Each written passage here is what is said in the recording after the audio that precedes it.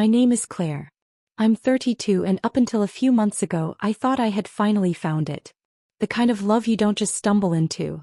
The kind that slowly, steadily burns into your skin like a tattoo you didn't ask for but somehow cherish. I met Adam in April 2024 on Hinge. He was 31. Charming but not in the overpolished way. His smile had this slight asymmetry, like he didn't want you to notice he was good-looking but you couldn't not. From our first date something clicked. Not like fireworks but like the quiet satisfaction of puzzle pieces snapping into place. We became us quickly. Dinners in the city, 5-day vacations, lazy weekend mornings tangled in sheets and playlists. Day trips where we laughed at GPS mishaps and talked about life as if we were already deep into it together. He cried once when he told me about his brother, gone too soon 3 years ago. I remember holding him as he fell apart in my arms, the way his breath stuttered like a kid again, grieving something raw and too big. By December we were saying I love you. And I meant it. God, I meant it. Then came January. One afternoon I was scrolling through Facebook, idly curious about the people in Adam's life. I remembered him mentioning his mom, so I searched her name. Public profile. One click. Just one. And then I saw it. A photo of him. With a woman. 3 kids. The youngest, maybe 2. A caption in some language I didn't understand, but the image said enough. My heart sank in slow motion. I clicked. And clicked. Down the rabbit hole I went and every scroll was a knife. Wedding photos from 2017. Birthdays. Holidays. A whole damn life. Smiles too genuine to fake. 3 children who call him Dad. Her name is Layla. Around our age. Pretty in that real, unfiltered way. And from what I pieced together it was likely an arranged marriage. He's Muslim. I'm not. He never talked about religion. Never once slipped. And that's what makes this feel like madness. We lived in public.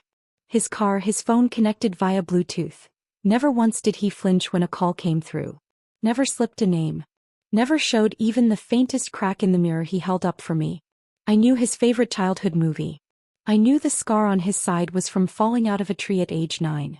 I knew the sound of his laugh when he was truly happy, the kind that made my stomach somersault. But I didn't know him. I've since cut all contact. No closure. Just gone. I got sick, physically sick. My body literally rejecting the betrayal. It's been 3 months now.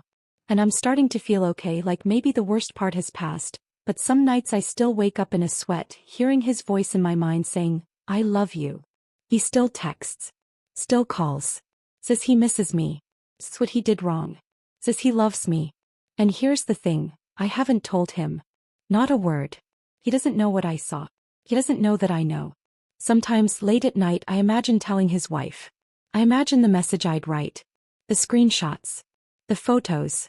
A whole year's worth of memories she never consented to. But then I think about her.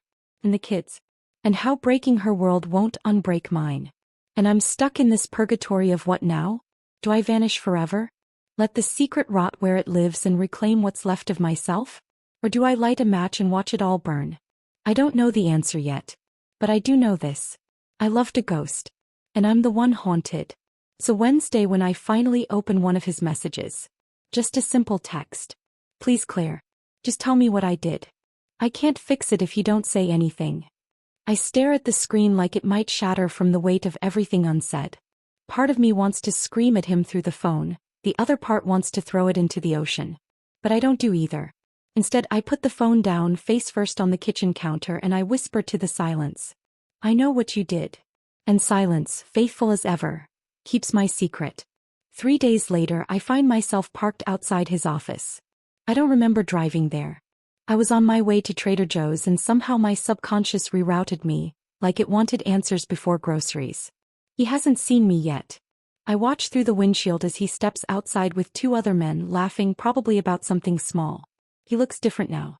Same face. Same gait. But something's changed. He's not mine anymore.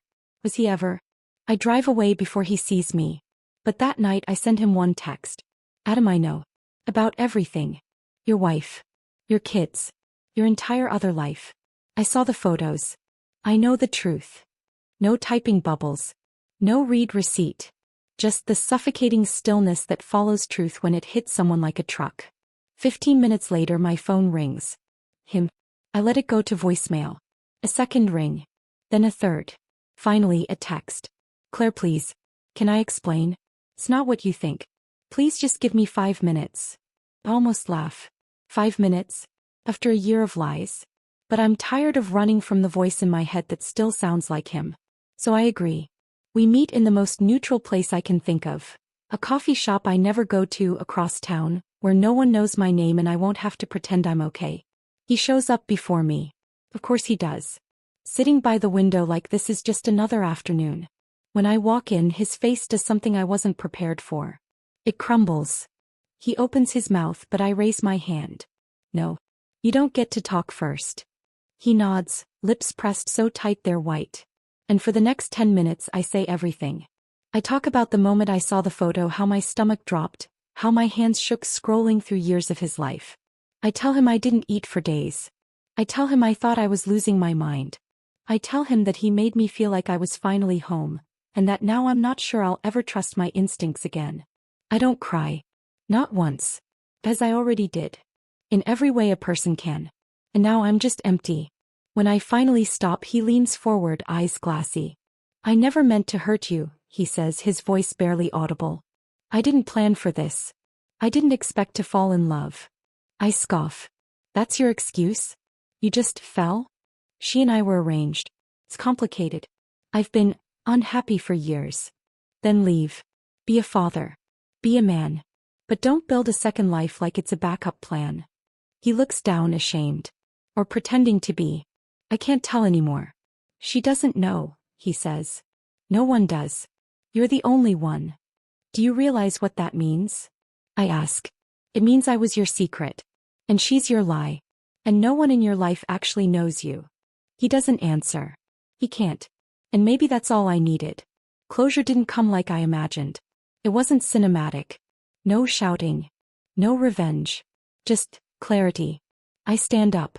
Grab my coat. He reaches for my hand. I still love you, he says. And I say the truest thing I've said in weeks. I don't believe you. My stomach tightens. Hands freeze mid-fold over a sweater that doesn't feel like mine anymore. The message is short. Hi Claire. Think we should talk. I know who you are. I sit down on the edge of my bed like I've been pushed. She knows. I don't respond right away. I go to her page again. I've been here before. In the early days of heartbreak when obsession feels like survival. I remember every photo. The kids, the perfect lighting, the family trips to the coast. She hasn't posted anything in weeks now. Her last story was of a latte and a book, like she was trying to find peace in the middle of something she couldn't name yet. Till now. I wait an hour before replying. I'm so sorry, Layla. I didn't know. I found out in January and ended it. Her reply is instant. Can we meet? I hesitate. But there's something in me, a woman-to-woman ache, that wants to look her in the eye. To give her something real in the middle of the lie we both lived through. So I say yes. We meet at a small tea house in a quiet part of town. No one we know. No place that means anything. I sit at a table near the back and she walks in wearing a long beige coat, her hair tied back in a braid. She looks exactly like her photos. Only, is smaller. Not physically, just diminished, like the air around her is heavy. She sits. No small talk. I found your picture in his phone, she says softly. He left it unlocked one night. I wasn't even looking for anything. I say nothing. He said you were a friend. At first. Then he said it was over. That it didn't mean anything. But the way he looked when he said your name. I knew. I meet her eyes. They're tired. But not angry. Layla. I swear I didn't know. Not until I found the photo of you and the kids on his mom's Facebook. I stopped everything right then. I never confronted him. I disappeared. She nods slowly. I believe you. Pause. Did he love you? She asks. The question hangs in the air like fog. I exhale before I speak. I think he did. In his own broken way. But I think he also loved the lie. The escape. I don't know where the truth ends and the story begins anymore. Layla looks down at her tea. Her fingers tremble slightly as she lifts the cup. I married him when I was 23, she says. My parents thought it was right. He said yes because he always says yes to things that sound like duty. We tried. I think we really tried. But somewhere along the way he disappeared. There's no bitterness in her voice. Just a grief. Not for the betrayal. But for the years. For the hope that was once alive and breathing now turned to ash. I reach into my bag and pull out an envelope. Inside it, photos, screenshots, messages, the kind of truth you can't unsee. I brought these, I say. I don't know if you want them. But if it were me, I'd want to know the full picture. She stares at the envelope. Doesn't touch it. Not yet. Are you okay? She asks, surprising me. I blink. Not really. But I'm better than I was. She nods, and for a second, we're just two women sitting across from each other in the wreckage of someone else's decisions. She finally reaches for the envelope. Holds it in her hands like it might bite her. I'm leaving him, she says as if she's saying it for the first time out loud. Not just because of you. Because of everything. I've been gone in my own home for years. I swallow hard. I'm sorry, I whisper. She looks at me and for the first time she smiles. Not a joyful smile but a grateful one. Like someone who's been drowning and finally touches ground. Don't be, she says. You reminded me what I deserve. We leave separately. No dramatic goodbye. No promises to stay in touch. Just a quiet mutual understanding that our lives were tangled by a man who never truly belonged to either of us, and that we both deserve more than the pieces he left behind. As I walk to my car I feel the weight shift. Not gone. But finally, starting to lift. It had been 2 weeks since I met Layla. 2 weeks of silence. 2 weeks of finally breathing in a world where Adam no longer echoed through every thought. Until last night. I'm in the kitchen rinsing a wine glass when my phone rings. Blocked number. I let it go to voicemail. Then another. And then the message comes through. Not a voicemail this time but a text. Claire. I know you talked to her. Please. I need to explain something to both of you. Just one conversation. Please. I'm not angry. I think we're all standing on the edge of something and I need you to hear me. I should have ignored it. I wanted to ignore it. But curiosity has claws. 3 days later we meet in a private lounge Adam rents out near his office. Layla agrees to come too, only after I tell her I'll be there the whole time, and that we can leave the second he says something we don't want to hear. She shows up dressed in all black. Elegant. Composed. I come in jeans and a sweater I used to wear around Adam and I hate how much that bothers me now.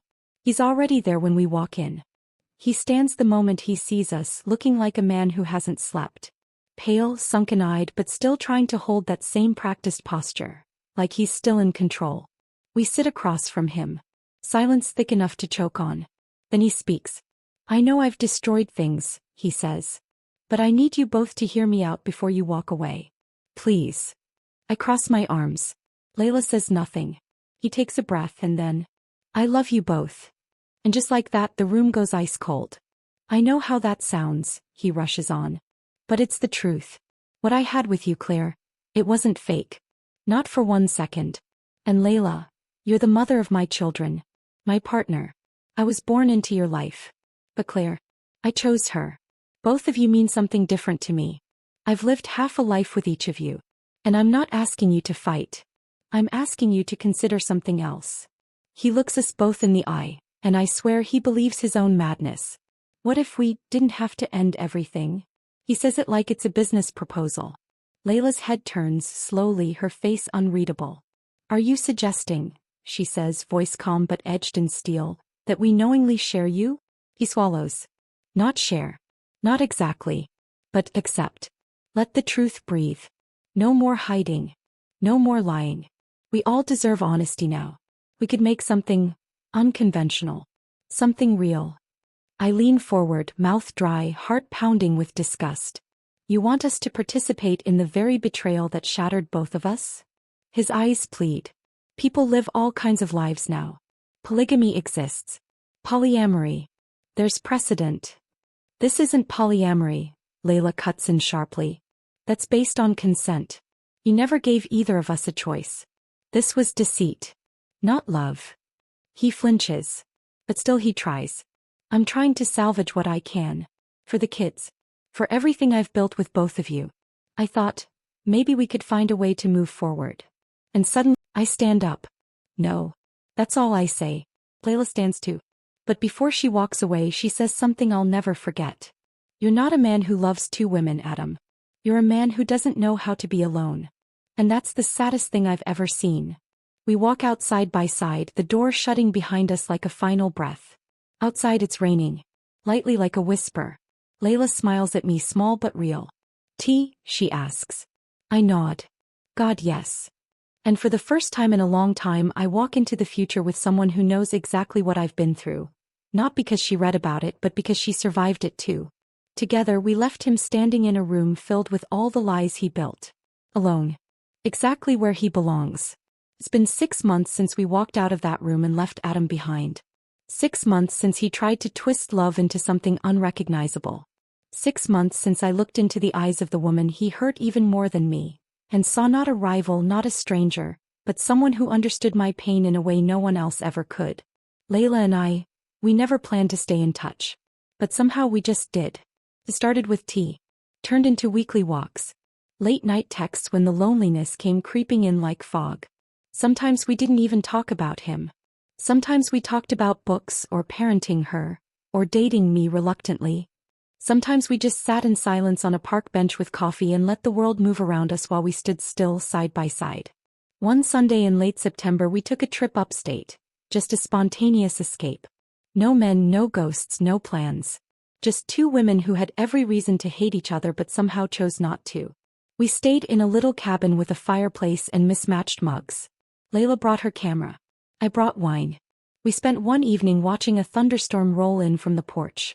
Laughing, barefoot, soaked to the skin, drinking rose from solo cups like we were 18 again. It was the first time I felt truly, completely free. And Adam, we haven't heard from him since. Layla changed her number. I blocked him everywhere. I assume he's still trying to rearrange the puzzle pieces of a life that fell apart in his hands. Maybe he's moved on. Maybe he hasn't. The truth is, I don't care. He doesn't live here anymore. Not in our phones, not in our memories, not in the rooms we've built out of survival and joy and second chances. He's a chapter we both closed, and neither of us is interested in reopening the book. One evening in October, Layla and I sit on my fire escape with hot chocolate and wool blankets wrapped around our legs. The city hums beneath us, low and soft like a lullaby. Do you think we would have been friends if we'd met under different circumstances? I ask. She smiles. I think we would have scared the hell out of each other. We laugh. Because it's true. I'm glad we met anyway, I say. Me too, she says. Then after a pause, you saved me, you know. I shake my head. No. You saved me. And maybe it's both. Maybe the only good thing Adam ever gave us was each other. We are not his victims anymore. We are survivors. Friends. Women who chose each other when we could have chosen destruction. And that choice, that's the real love story.